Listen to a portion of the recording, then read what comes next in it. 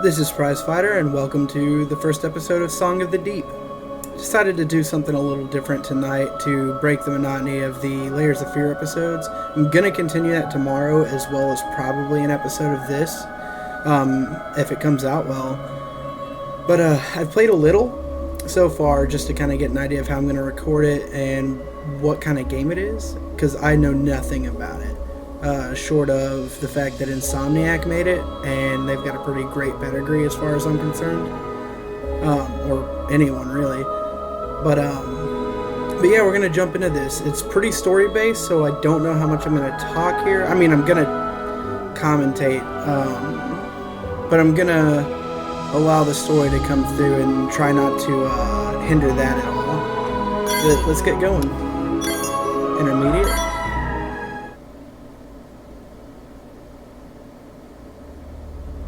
Merrin loved the sea. She loved the sound of the waves calling to her through her window. She dreamt every night of the mysteries that lay beneath. Her father was a fisherman. Each day he went out to sea, and each night Merrin waited at the rocky cliff edge, holding up a candle to guide him safely home. The two of them were poor. Their roof was leaky, and they sometimes went hungry. But as long as they had each other, Merrin knew they would be okay. At night, her father sang her songs about his great adventures. He sang of giant leviathan serpents, haunted caves, and a lost city of gold beneath the sea. Merrin knew the stories weren't real, but she loved to listen to them. Oh, little did Merrin know. She drifted off to sleep, imagining the wonders of the world below. And her life continued that way, simply and happily, until one night, her father didn't return. Merrin held up her candle at the cliff's edge all through the night, staring out at the empty sea. She shivered in the cold wind as she watched for him all the next day. Her eyes welled with tears as night fell again and there was still no sign of her father. At last, she collapsed into sleep. In her dreams, she saw him, trapped deep beneath the sea, calling to her for help. She awoke with a jolt. A desperate and dangerous plan was already forming in her head. She took scraps of metal and wood her father had caught in his nets and pieced them together. She hammered and bolted, she measured and sawed. And before the sun had set, she had built a tiny, rickety submarine. With trembling hands, she squeezed inside and dove down beneath the waves to search for her father.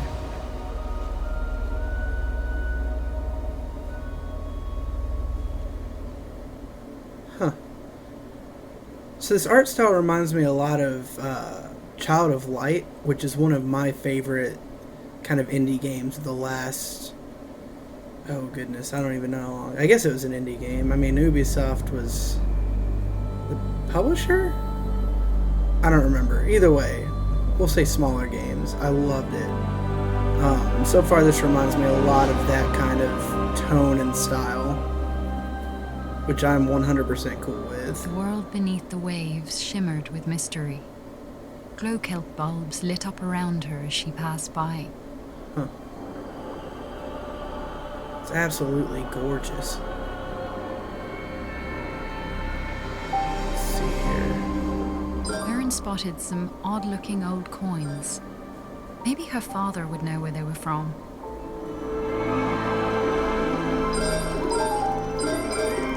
Look at the size of those crabs compared to this little girl. That's ridiculous.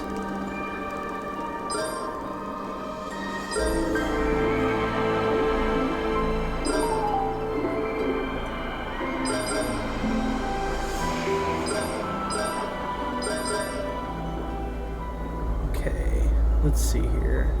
An eerie light flickered and danced on the sea floor, like an underwater fire. Her father once told her about a mysterious, living energy called Tyne. Could that have been a Tyne wellspring? Tyne.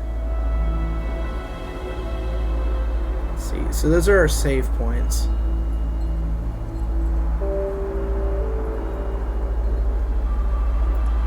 Yeah, this, I made it a little further than this, but it controls fantastically.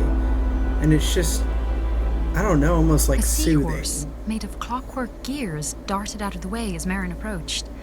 She wondered who could have built such a curious creature. I miss playing story games like this. Like, the more lighthearted, but, you know, deep. I say deep. Like, they've got more depth to them. Without being, I guess, overbearing, if that makes sense. Whoop. There we go. Nope, nope, nope, nope. There we are. Ah, shoot.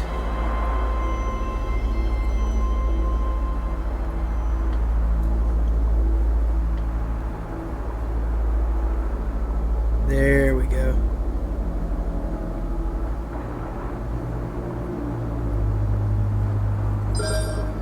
If I look down at the camera every once in a while, it's I'm just making sure that it's not freezing on me. It tried that on me earlier. Versatile magnetic claw capable of grabbing. A glowing scrap of metal and pulled it inside. It was claw-shaped and had a strong magnetic pull. She took out her tools and attached it to a firing mechanism on her steering column. Oop. Okay, so that's our weapon. We can pick up objects. We'll save again. There we go. Merrin spotted shock nettles ahead of her. Launch them, yeah. She had to be cautious, as the hostile creatures would attack her on sight. There we go. Launch it back out of the way there.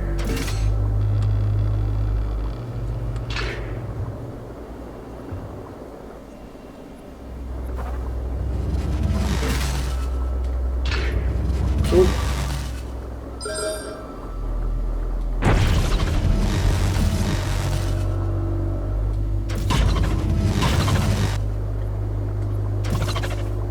It's gonna take some getting used to.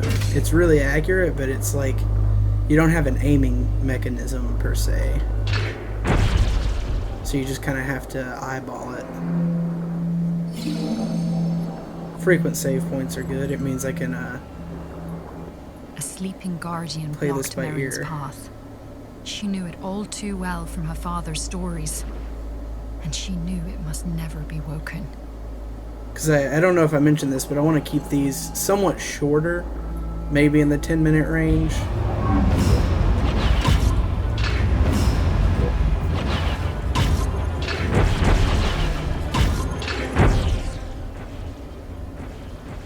According to her That went pretty father, quickly. the Guardians had been built by ancient undersea explorers called the Fomori.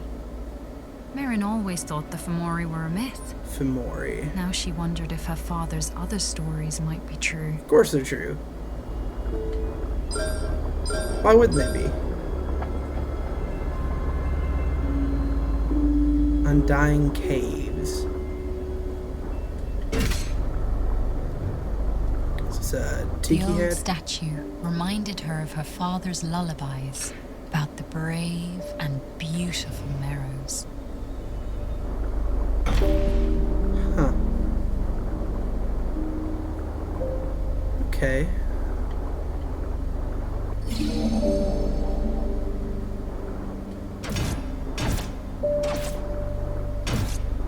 So I can't grab that yet.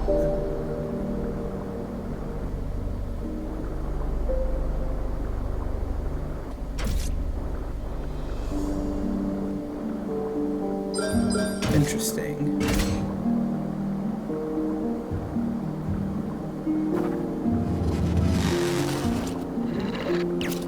Ooh.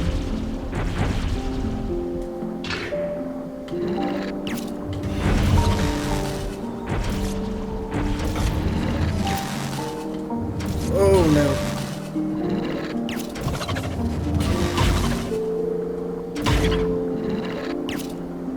See if I can. Yeah, there we go. There we go. What did I open something? There we are. As Merrin explored, she sketched the terrain on a sheet of cartography paper. Her father had taught her that those who make maps are never lost. Oh, great. That's awesome. I missed a little up there. I might go back.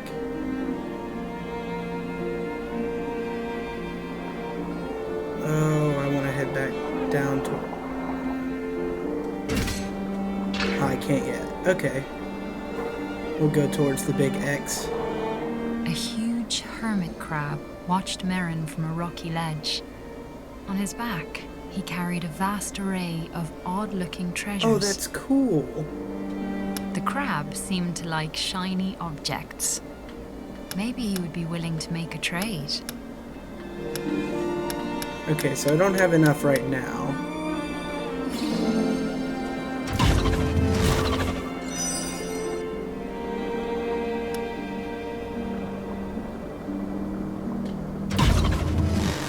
Let's take these out real quick. Oh, shoot. I will hopefully get better at that. Oh, there's more. Okay, so those just go in single increments.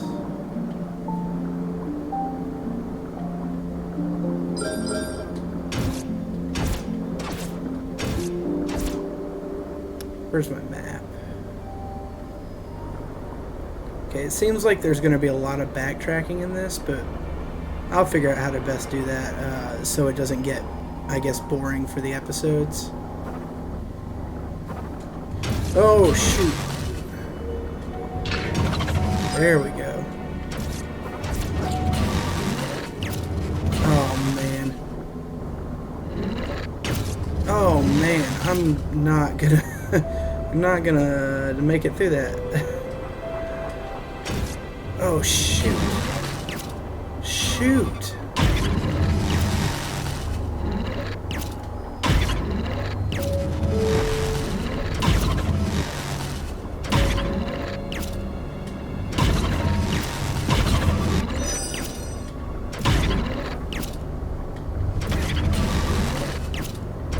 This is hard. This is really hard. Oh my goodness. There we go. There we go. Okay. I'm gonna pick you up and go ahead and just really quickly get rid of that. Okay, we've got another tiki head to find.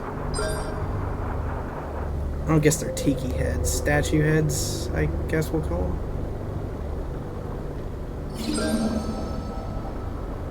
Another save point.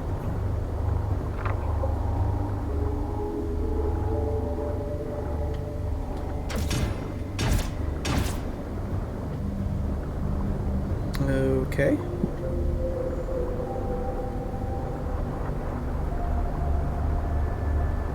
What am I missing?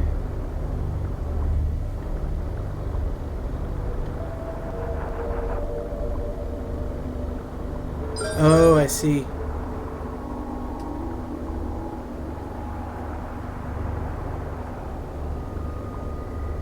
There it is.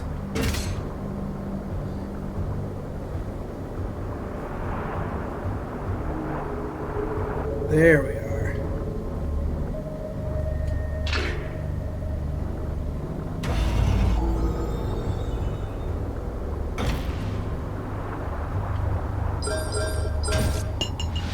Boost Jet, a sophisticated propulsion device capable of boosting the sub's movement in short sprints. Amidst the wreckage of an old Fomori vessel lay an undamaged propulsion device.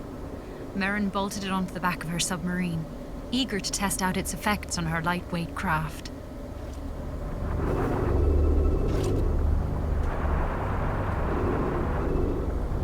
Awesome.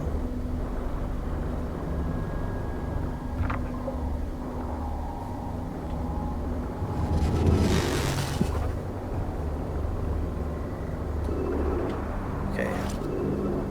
Gonna save. And I'm gonna leave this episode here. I just wanted to give a little taste of this before making an actual, I guess, full episode or series of it. But if you guys like this, let me know. and I'll keep going. I'm going to try and add a little variety to the channel because I've just been doing the one series, but yeah, this is something I'm definitely interested in doing if you want to see it. So yeah, hit me up in the comments, like the video, and subscribe, and I'll see you in the next episode.